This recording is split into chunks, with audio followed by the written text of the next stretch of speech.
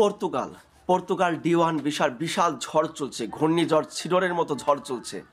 Apply করলেই visa, এটা বাস্তব।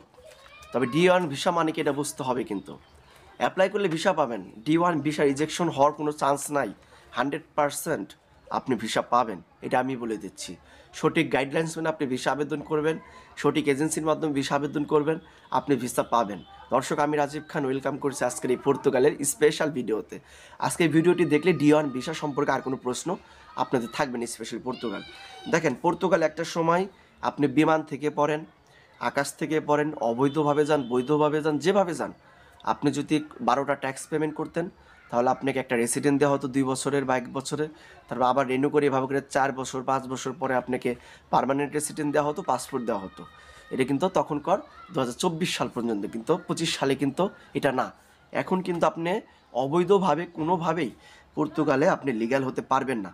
এটা অবৈধ অভিবাসীরা কোনোভাবেই লিগ্যাল হতে পারবেন না। তবে পর্তুগাল যেহেতু ওই দিকে আপনার নিয়মটা একটু হার্ড করেছে, আরেক দিকে কিন্তু নিয়মটা কিন্তু শিথিল করেছে। তার ওই দিকে অবৈধ অভিবাসীদের লিগ্যাল হওয়ার সুযোগটা যেমন কমিয়ে দিয়েছে, আবার কিন্তু ওই দিকে কিন্তু D1 ভিসা দিয়ে কিন্তু লিগ্যাল পার্সনদের কিন্তু তারা আমন্ত্রণ জানাচ্ছে। আপনি যদি লিগ্যালভাবে পর্তুগালে যেতে পারেন, অবশ্যই আপনি 5 বছরের মধ্যে পাসপোর্ট প্রাপ্তি হবেন, PR পাবেন, সবই পাবেন। মানে লিগ্যালভাবে গেলে লিগ্যালভাবে সব কিছু পাবেন, কিন্তু অবৈধ থেকে অ্যাজাইলাম করে আপনি লিগ্যাল হবেন, এর সুযোগ কিন্তু পর্তুগালে নাই।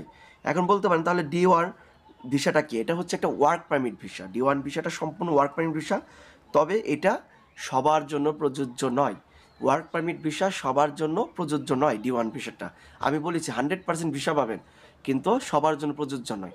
আপনি হতে পারেন ইঞ্জিনিয়ার, হতে পারেন ডাক্তার, হতে পারেন প্লাম্বার, হতে পারেন টেকনিশিয়ান, হতে পারে ইলেকট্রিক্যাল, মানে দক্ষ, যাদের 2 বছরের ওয়ার্ক এক্সপিরিয়েন্স আছে, যাদের সার্টিফিকেট আছে, যারা দক্ষ, যাদের মানে বড় পরিসরে যাদের দক্ষতা আছে, তারা শুধুমাত্র এই ভিসা আপনি বিভিন্ন কোম্পানির কাছ থেকে বা এজেন্সির মাধ্যমে আপনার ওয়ার্ক পারমিট ম্যানেজ করে আপনার কিন্তু অ্যাম্বাসি ফেস করে আপনারা যেতে পারবেন, এবং এটা প্রসেসিং সময় কম লাগবে, 3 থেকে 4 মাস, এবং ভিসা পাবেন 100%, এবং টাকাটাও কম লাগবে।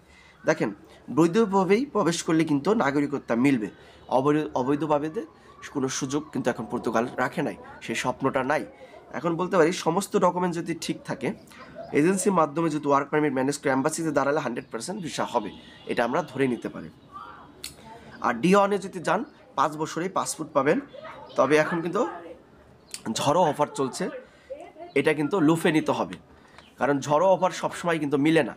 এই ঝড়ো অফার যখন চলে তখন কিন্তু আমি মনে করি এটা লুফে নিতে হবে, কারণ সবসময় ঝড়ো অফার চলে। যেমন একটা সময় পর্তুগালে গোল্ডেন সময় গিয়েছে, যে আকাশ থেকে পড়লেও নাগরিকত্ব পাওয়া যেত, আকাশ থেকে পড়লেও মনে করেন যে আপনার পাসপোর্ট পাওয়া যেত। কিন্তু এখন কিন্তু সেই ঝড়ো অফার যেমন নাই, কিন্তু এখন কিন্তু এই D1 ভিসার কিন্তু ঝড়ো অফার চলছে। তো আমি বলবো সঠিক এজেন্সি দেখে আমি মনে করব যে করতে পারেন, আপনারা এই D1 ভিসা অ্যাপ্লাই করতে পারেন।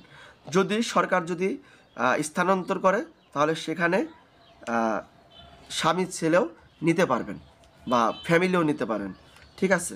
আপনার কিন্তু এই ভিসার মাধ্যমে যদি যান তাহলে আপনার কিন্তু ফ্যামিলিও সহজে নিতে পারবেন।